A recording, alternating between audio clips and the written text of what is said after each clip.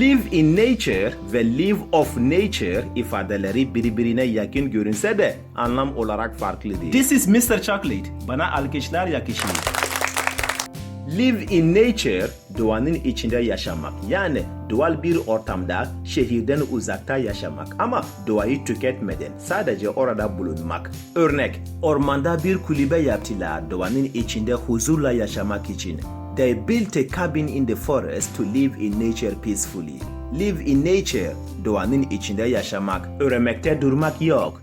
Live of nature, doğadan geçilmek, doğayı kullanarak yaşamak. Yani avcılık, balıkçılık, bitki toplamak gibi doğanın sunduklarıyla hayata kalmak. Örnek, kabile hayvan avlayarak doğadan geçimini sağlıyor. The tribe lives of nature, hunting animals.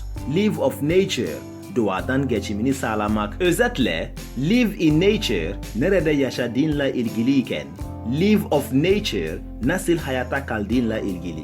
Hayat öğrenmektir. Daha fazla için sizden like bize destek verir. Takipte kalın.